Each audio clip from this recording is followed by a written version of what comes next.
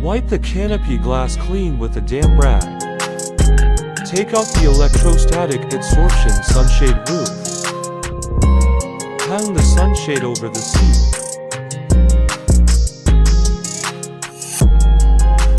Start pressing from the back row, continue from the middle to the sides and then forward.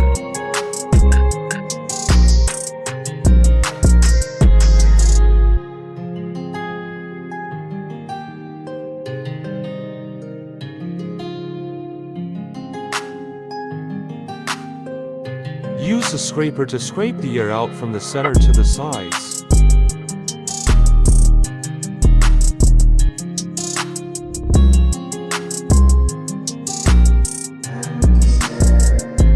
Open the four corners and paste non-tray stickers for reinforcement. Be careful to press out the air inside.